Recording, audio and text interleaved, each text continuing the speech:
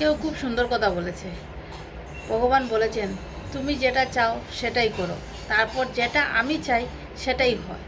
তার জন্য বলি যেটা আমি চাই সেটাই করো, তারপর তুমি যা চাবে তাই হবে।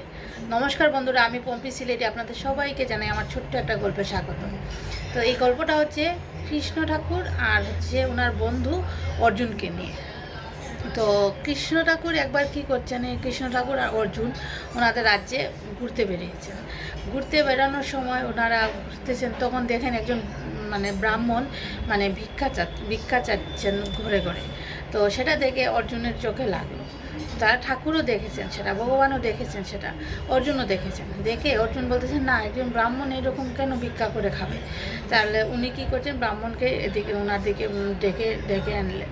আনার পরে না একটা সোনার একটা থলি, সোনার পুটলা, সোনার থাকে না, সোনার টাকা ওনাকে এক পুটলা দিলেন, এক ছোটো ব্যাগ দিলেন। তারপর বললেন তোমাকে আর ভিক্ষা করতে হবে না, তুমি চলে যাও, এটা নিয়ে চলে যাও, আর তুমি সুখে থাকো, এই নাও বলছে। সেটা পেয়ে ব্রাহ্মণ কী করলো, ঠাকুরকেও প্রণাম করলো, ঠাকুরের বন্ধু অর্জুনকেও প্রণাম করলো, করে বলে সব ঠাকুরের ইচ্ছা বলে চলে গেল। যাওয়ার সময় রাস্তার মধ্যে কি হয়, ও যাওয়ার সময় ভাবছে যে আমার জীবন তো এখন আমার জীবন একদম ফুলফিল হয়ে গেছে, আমার এখন আর চিন্তা করতে হবে না, সারা জীবন আমি সুখেই থাকবো, ভালো থাকবো, আর ভিক্ষা করতে হবে না। সেটা ভেবে ভেবে যাচ্ছিল। যাওয়ার সময় রাস্তার মধ্যে একটা চোর এসে ওই সোনার পুটলাটা চুরি করে নিল, সোনার টাকার পুটলাটা চুরি করে নিয়ে যাচ্ছে।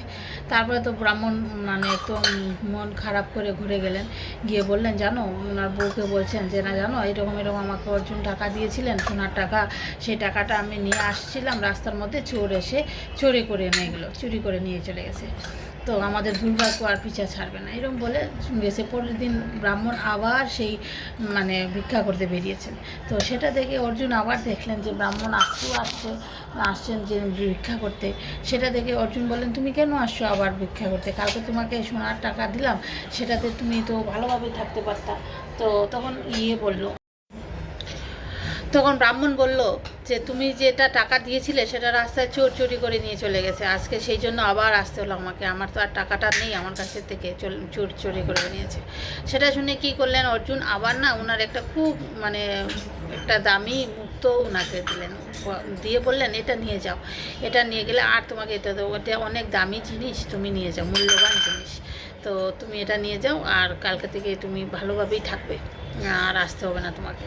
সেটা বলে ব্রাহ্মণ আবার দুজনকে প্রণাম করে যাচ্ছে রাস্তার মধ্যে, বলে কি যাই হোক, কালকের সোনার টাকা ছিল তার চাইতেও মূল্যবান এইটা মুক্ত আমাকে দিয়েছেন, তাহলে আমি এটা নিয়ে চলে যাই, করে, তাহলে আর আমার জীবনে চিন্তা করতে হবে না। উনি সবসময় নিজের জীবনের কথাই চিন্তা করেছেন, আমার আর জীবনে কোনো প্রবলেম নেই, এই না সেই না বলে চলে গেছেন। যাওয়ার সময় যাওয়ার পর ঘরে গিয়ে দেখেন কি ওনার বউ কলসি নিয়ে জল আনতে গিয়েছে। তো উনি ঘরের মধ্যে এই মুক্তটাকে, অমূল্য ধনটাকে কোথায় রাখবেন।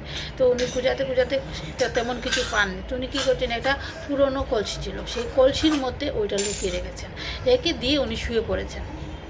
শুয়ে পড়ার পর ওনার বউ যখন জল আনতে গিয়েছিলাম ব্রাহ্মণী, তখন কি হয়েছে, জলের ঘাটে ওই কলসিটা ভেঙে গিয়েছে। দুর্ভাগ্য হলে যা হয় আর কি, কল ভেঙে গিয়েছে। তো অন্য তো গরিব, তো সেই রকমই নেই তখন, আর ঘরে আর তো নেই, তখন উনি ওই পুরনো কলসিটা নিয়ে জল আনতে গিয়েছেন। আর ব্রাহ্মণ তো ঘুমাচ্ছেন। তো যাওয়ার পরে উনি কলসিটা ধুয়ে নিয়ে জল নিয়ে আসছেন, আসার পরে রেখে দিয়েছেন। তারপর ব্রাহ্মণ উঠে বলছেন এইরকম দিয়েছেন, বলে তোমার ওই পুরনো কলসিটা কোথায়, বলে আমার কলসিটা ভেঙে গিয়েছে, তাই আমি এটা নিয়ে জল নিয়ে এসেছি। বলে ওটার মধ্যেই তো আমি মূল্যবান রত্নটা রেখেছিলাম, সেটা তুমি জলের মধ্যে বলে হায় আমার দুর্ভাগ্য আমার পিছা ছাড়বে না, এরকম বলে দুজনেই খুবই কষ্ট করলো, আর এটা জলের মধ্যে চলে গেল। তারপরে কি করলেন, পরের দিন আবার গেলেন সেই ভিক্ষা করতে। অর্জুন দেখলেন, দেখার পর অর্জুন বললেন ব্রাহ্মণ তুমি আবার এসেছো, বলে এই ঘটনা আমার নদীতে জলের মধ্যে এরা চলে গেছে নদীতে। তো সেটা দেখে অর্জুন ঠাকুরের দিকে, ভগবানের দিকে তাকিয়ে বলছেন, হে ভগবান কী এমন লীলা, লোকটাকে তো কিছু দিলাম তাও ব্রাহ্মণের হচ্ছে না, তুমি কিছু করো উপায় ওর। তখন ঠাকুর কী করলেন, ভগবান কী করলেন, ওনাকে 2 টাকা দিলেন, দিয়ে বললেন তুমি আর এদিকে আগাতে হবে না, তুমি পিছু পায়ে চলে যাও বাড়িতে, আর কিছু চিন্তা করতে হবে না, তুমি চলে যাও বাড়িতে। তখন ব্রাহ্মণ মনে মনে ভাবতেছে ভগবানের বন্ধু আমাকে কত কিছু দিয়েছে, আর ভগবান শুধু আমাকে 2 টাকা দিলেন, আচ্ছা আচ্ছা চলো যাই, ওইটাই নিয়ে যাই। তো যাওয়ার সময় দেখলেন একটা জেলে মাছ ধরে যাচ্ছে। তো ওনার জালের মধ্যে না একটা ছোট্ট মাছ দেখে তখন ব্রাহ্মণ বলছেন, যাই হোক এই টাকা দিয়ে আর কী করবো, তাহলে এই মাছটাকেই মানে বাঁচাই। তখন মাছটাকে বাঁচানোর জন্য কী করছেন, ওই টাকা দিয়ে ওই মাছটাকে কিনে নিলেন। কিনে নিয়ে উনি যখন নদীতে ছাড়তে গেলেন, ওইটা ওনার হাতে ব্রাহ্মণদের হাতে একটা থাকে না, কবচ মণ্ডলী না কি মণ্ডলী বলে জানি না, বুঝতে পারতেছেন ওইটা আর কি। হ্যাঁ, তো ওনার মধ্যে রেখে উনি নদীতে ছাড়তে গেলেন। তখন দেখুন কি ওই কবচ ইয়ের মধ্যে হাতের লোটা যেটা আছে ওইটার মধ্যে ওই মতিটা পেয়ে উনি এত জুড়ে চিৎকার করলেন যে পেয়ে গেছি বলে চিৎকার করলেন। সেটা শুনে পাশে ছিল ওই চোরটা যে টাকা চুরি করেছে।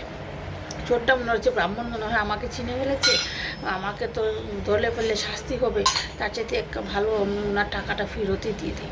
তো ব্রাহ্মণ কী বলছে, চোরটা কী বলছে, ব্রাহ্মণ এই যে তোমার টাকাটা আমি করে নিয়েছি, ব্রাহ্মণ ঠাকুরমশাই আপনার টাকাটা আমি চুরি করেছিলাম, এই যে আপনি নিজে আপনি বলবেন না আমি চুরি করেছি বলে। তখন ওর তো দুটোই পেয়ে গেল।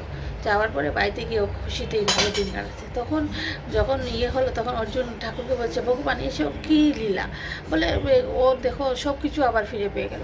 তখন উনি বললেন কি, এগুলা কিছু না, সব হলো কর্মফল, যারই কর্মফল। বললো কর্মফল, বলে তুমি যখন টাকাটা দিয়েছো ও শুধু আমার জীবন বলে গেছে, শুধু নিজের কথা ভেবেছে, আর আমি যেটা টাকা দিয়েছি সেটা দিয়ে ও করেছে, একটা প্রাণ বাঁচিয়েছে। তাই ওই প্রাণ বাঁচানোতে ওর একটা ভালো কাজে সব জিনিস চলে আসে,